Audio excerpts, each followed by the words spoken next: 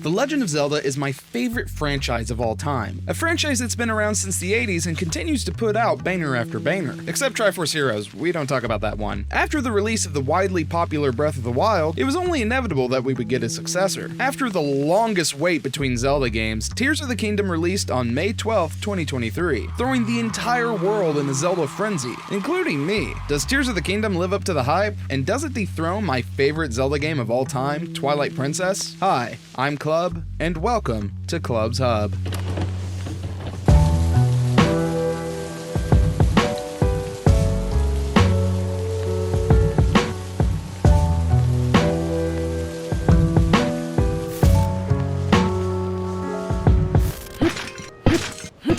Well, it wouldn't be a Zelda game without being a literal menace to pottery from the very beginning. I'm going to be honest with you, I wasn't thoroughly impressed with Breath of the Wild as far as a Zelda game goes. I love the open world and I loved exploring it, but when I compared it to some of my favorite Zelda games, it really fell flat for me. The story in the dungeons taking the biggest hit of them all. So when this game was announced, that was my number one concern, nothing else. But when the first few trailers were released, I was terrified. It looked like we were going to be getting the same exact world with a few rocks floating up in the sky. My hype was dead up until the final trailer when my hype skyrocketed. I was so excited to play Tears of the Kingdom and I'm super excited to talk about it now. But baby steps, the game did just come out and some of you may still be playing it or are about to start playing it. So this video is going to be broken into two separate videos. In this video, I'm going to be as spoiler free as possible. The only thing you'll see here is visual stuff, no story or bosses spoiled here. So if you don't want to see visual spoilers, feel free to come back later. The other video will be a full spoiler deep dive into everything the game has to offer. But I'm not ready to make that video since I'm still playing the game. So be sure to subscribe if you want updates of when that video will be out. Since we can't talk much about the story, I'll just mention here that it is 100% better than Breath of the Wild, like in every way imaginable. The timeline is kind of broken with some stuff they mention in the game, but we'll talk about that in the other video. What I will mention is just how much more amazing the characters are in this game. It may have something to do with the fact that I grew to love the pre-existing characters in Breath of the Wild, but it feels like most of the characters in this game are just more fleshed out or just offer more to the overarching story rather than just being an outlet to give you a quest. There's even some side quests in this game that I got a little emotional over, which is dumb because it's a side quest. But of all the characters, the one to be fleshed out the most has to be...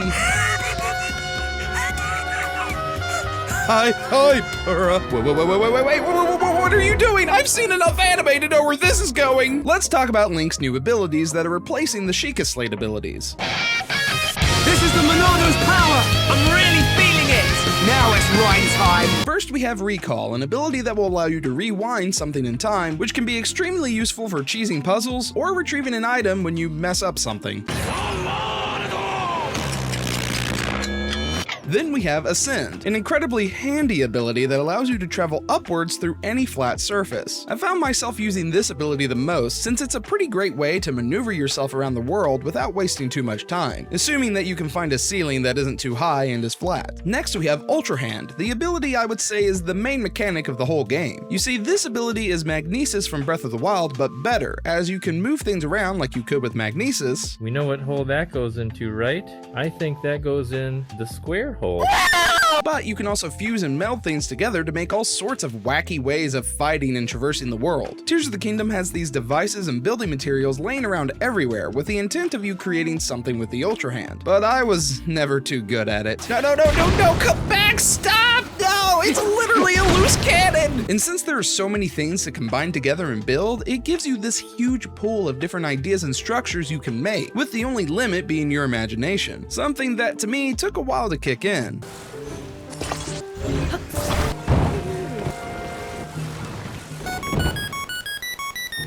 I never really felt like I had the sort of creativity that other people had when messing around with this. But I did make a long apple, so that's something.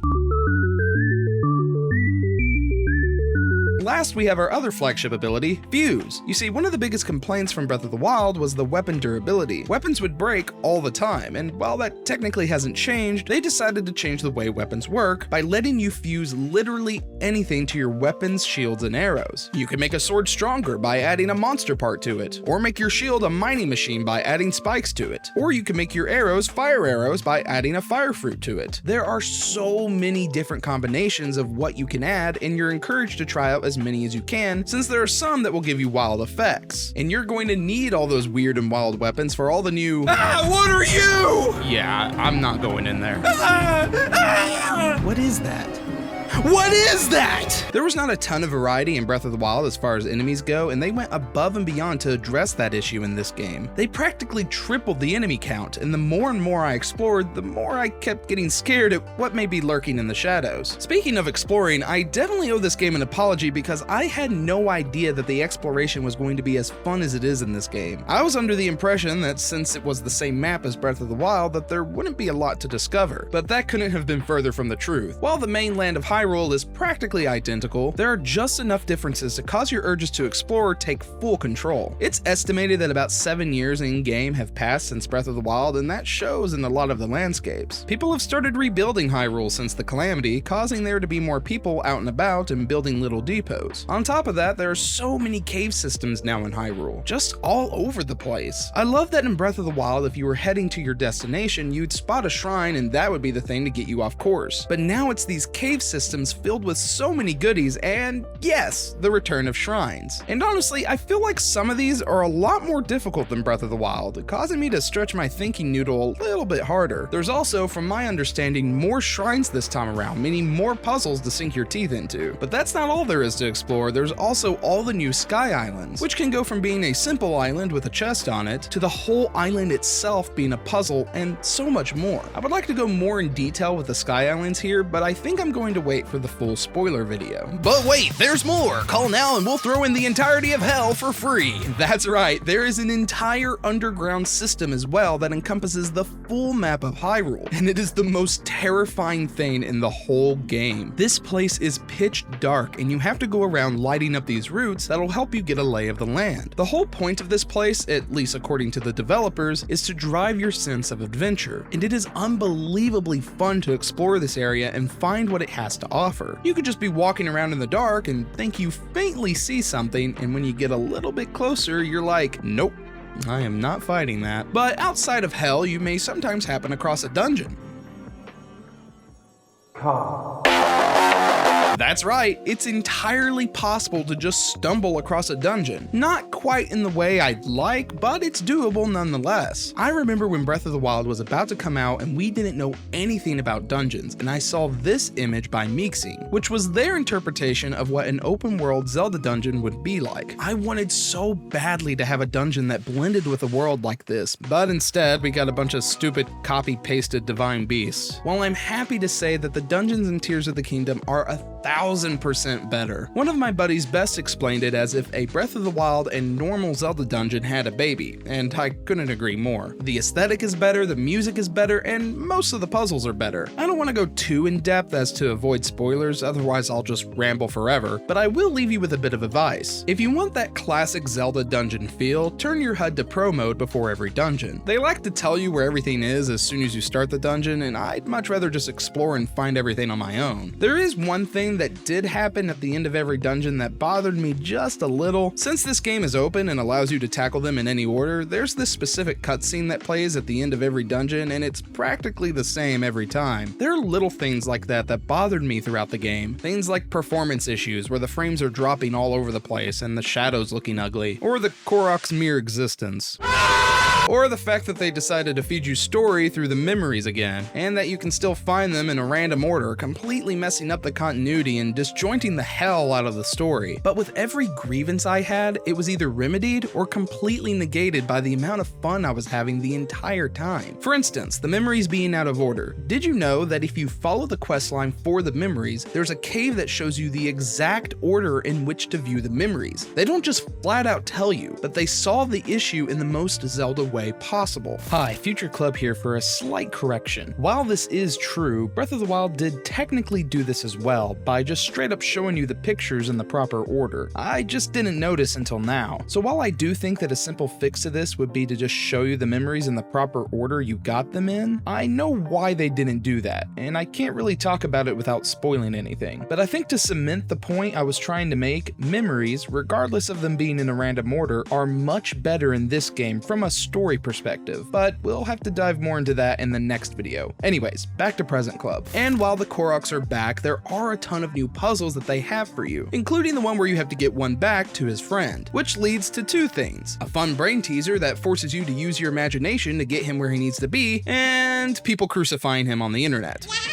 But past that, there are a slew of other quality of life changes, like the fact that you don't have to reopen a chest if your inventory is full, or the ability to pull out recipe cards to quickly make dishes you've made before, the ability to climb in the rain using outfits and potions, the fact that when you run out of stamina and land in the water, you're given just a little bit more stamina to save yourself. This game goes above and beyond in every aspect and completely dwarfs Breath of the Wild. Tears of the Kingdom is filled to the brim with so much character and love in every corner, and I feel like I'm barely scraping the surface of what this game has to offer. I have not had this much fun playing a video game in such a long time, and I'm super excited to dive back in and 100% it. But is it my favorite Zelda game of all time? Did it beat Twilight Princess? Let's spin the wheel and find out where The Legend of Zelda Tears of the Kingdom lands.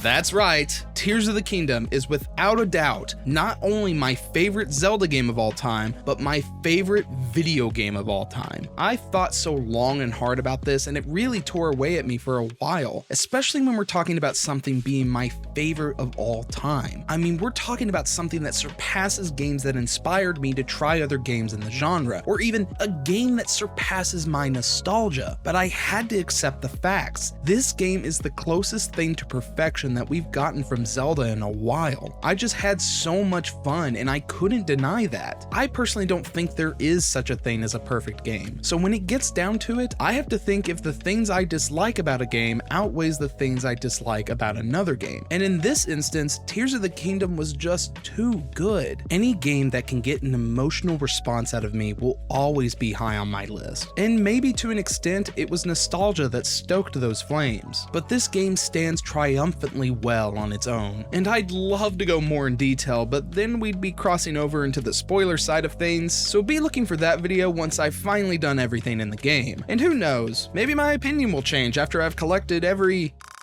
Korok seed. Oh, I forgot. Well, guess I'll talk to you all in 2 months. Either way, I hope you all enjoyed this video, and I hope you continue to have a chill day.